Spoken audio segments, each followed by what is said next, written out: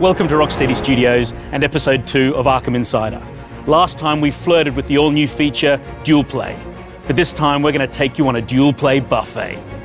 And for dessert, we're taking video questions from an Arkham superfan.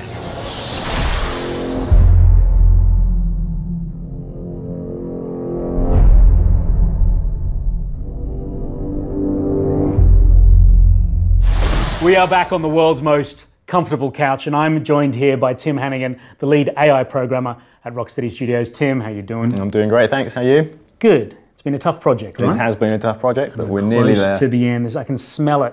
Smell the finish line. It's just around the corner. Now, we showed a little bit of Dual Play in the All Who Follow You trailer. I promised everyone an all-you-can-eat smorgasbord of Dual Play, and I'm hoping you're the chef who can take us there. Yeah, I shall do my best, thanks. Good man. Talk us through where we're at and what we're doing. So what we're seeing here is Batman and Nightwing. They're going to team up. They've been tracking down Penguin. He's got these weapon caches throughout the city. So he's got these locations, he's hiding weapons, he's stockpiling weapons, he's kind of supplying the weaponry to the other people in Gotham City. Okay. And you and Nightwing have teamed up to try and track him down. So you as Batman are going to try and infiltrate and join up with Nightwing inside the cache to take out the enemy. And we make a classic Batman entry straight through the ceiling and then seamlessly straight into combat. As always, straight into combat. So obviously the big goal with our combat system is always to go straight into combat and to be seamless once you're there. And then talk us through what happens from here in the context of Dual Play.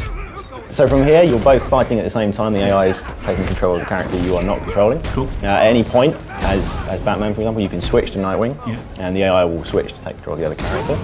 If you're building your combo with Batman and you see that there's an enemy over by Nightwing you want to take out, you can switch to Nightwing, you'll keep your combo. If you've got your special charged up, you can instantly use your super combo takedown on that thug. Super combo takedown, and that's these sort of epic takedown moments where both characters team up for a complete KO on that thug. Yeah, if you build up your takedown meter by hitting the thugs, then when you've got enough charged up, you can execute that Dual Play takedown. And then what about other features that we've seen previously in free flow combat? We've got weapons that you can pick up off the ground, we've got double and triple takedowns. So Dual Play sort of sits on top of all those pre-existing systems. Yeah, well, all those systems integrate together, yeah. So there's no separate system involved. It's all kind of trying to flow together seamlessly is always the goal with free flow combat. Now you've been at Rocksteady from day one, so the combat that everyone saw in Batman Arkham Asylum, this came out of your brainium. Yeah, I guess you could say that. I mean, obviously everything's a collaborative effort, so you know, working heavily with Sefton, working heavily with everyone on the team who's got input into how they want the game to progress and how they want the combat to feel. So.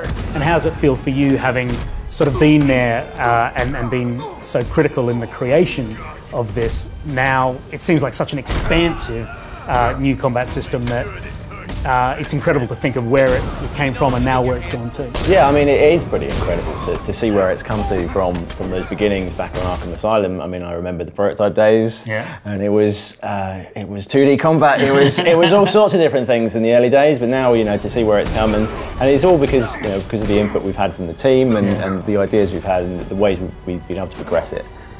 Due to the success of the previous games, it really allowed us to push it to this final. So Batman and Nightwing completely clearing house.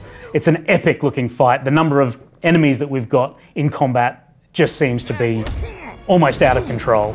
We've definitely had to up the count this time to account for the fact that there's 2 heroes in the room. Makes perfect sense. Tim, I think Dual Play is going to be one of those features that people go crazy for when they get their hands on Batman Arkham Knight. You have done an awesome job with this, but I know you're busy. You've got to get back to it, right? I do indeed. Thanks for your time. No problem. Tim Hannigan. Hey, what's up you guys, it's Caboose XBL. You know that I've been covering Batman Arkham Knight on my channel for over a year now, and with 2 months to go, I've got some questions to ask. It seems Scarecrow has gotten Gotham City to evacuate in Batman Arkham Knight. What will be going on in the city to make it still feel filled with stuff to do 24/7? The streets of Gotham City are jam-packed with action. We've developed an emergent rioting system which sees all of the thugs of various factions ripping up the streets of Gotham, and Batman can get involved in that anytime he wants. On top of that, we've got the military forces loyal to the Arkham Knight. They are spreading their presence throughout the streets as the game progresses. We're talking tanks, we're talking mobile infantry, we're talking airborne drones. There's also members of the emergency services in peril, and they need Batman's help. And then on top of all of that, we've got the Riddler with his ever-present threat.